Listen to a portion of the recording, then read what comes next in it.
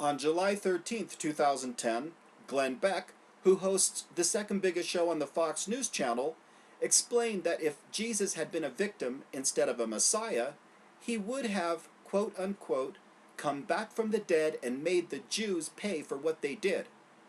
Clearly, Beck believes the deep-rooted Christian lie that the Jews killed Jesus.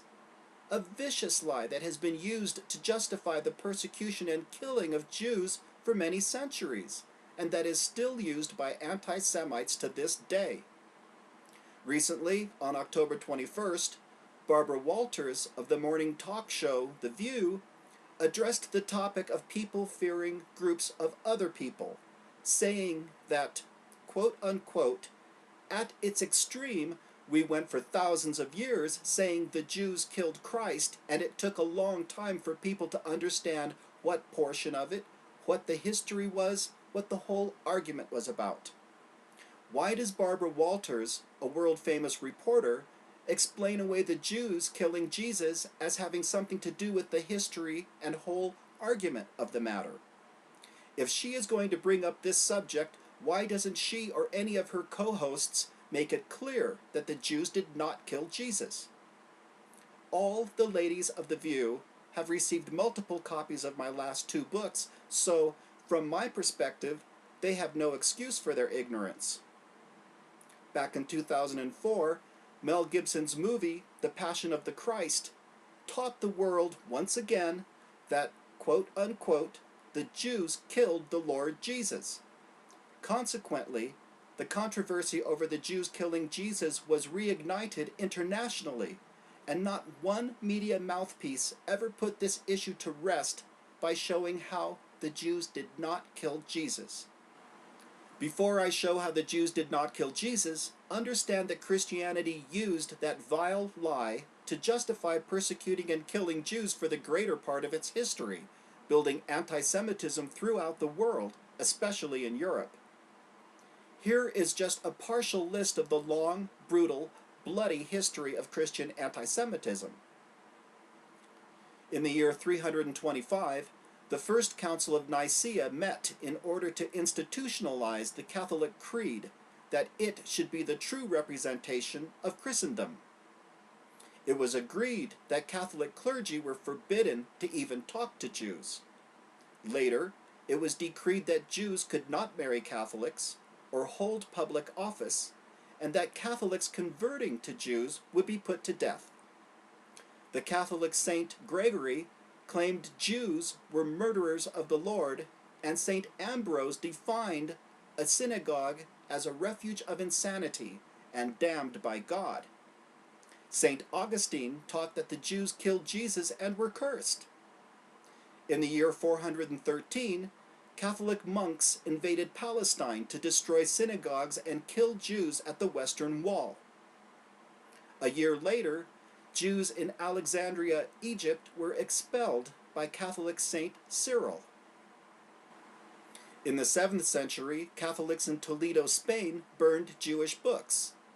In the 8th century, Pope Stephen IV condemned Jews, saying they were rebellious against God. In the 9th century, the Archbishop of Lyon, France, called Jews sons of darkness. In the 10th century, Pope Leo VII encouraged parts of Germany to expel Jews. In the 11th century, Jews were either converted by force or expelled or slaughtered in parts of Germany and France. Pope Urban II sanctified religious terrorism when he ordered the First Crusade to free Christendom of Jews and other heretics in Europe, Palestine, and Egypt. Those who refused to leave or convert were massacred. In the 12th century, Jews were kicked out of France and their property confiscated. In the 13th century, Jews were kicked out of England and southern Italy. In Spain, they were ordered to become Christians or leave. In the 14th century, thousands of Jews were killed, having been accused of spreading the Black Plague. Jews were expelled from Hungary and parts of Germany. In the 15th century, Jews were expelled from Austria and Portugal.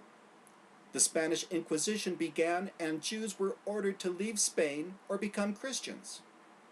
In the 16th century, the Portuguese Inquisition began, which was even worse than the Spanish Inquisition. In Germany, Protestantism was in its infancy, and its beloved German founder and priest, Martin Luther, called Jews a whoring people that are full of the devil's feces. In the 18th and 19th centuries, the Catholic nations of France, Portugal, and Spain finally ended their inquisitions. In the 20th century, anti-Semitism reared its ugly head again in Germany, a country that had once been the northernmost portion of the Holy Roman Reich, or Empire, for 844 years, until 1806. A century later, from 1933 to 1945, Germany became the Third Reich, a term indicating that the Nazi state was the successor of the Holy Roman Reich. The resurgence of anti-Semitism in Germany during this time led to the genocide of Jews that we know as the Holocaust. For over 15 centuries, generations upon generations of Europeans were saturated with Christianity's anti-Semitism. When the Inquisitions finally stopped, there was still a seething undercurrent of anti-Semitism in Europe. Is it any wonder that only a century later, the Nazi Third Reich was able to tap into this well of hatred to commit the Holocaust? To this day, European Christianity, both Catholic and Protestant, take no responsibility in the staggering extermination of the Jews by the Nazis. Do you think for one moment that Christian anti-Semitism bred into the minds of over 15 centuries of Europeans had absolutely nothing to do with the Holocaust? If Christianity had not justified anti-Semitism upon the horrible lie that the Jews killed Jesus, but had instead accepted and embraced Jews with brotherly love throughout all those centuries and denounced any notion of anti-Semitism, would the Holocaust have happened? This is the end of part 1. Thank you.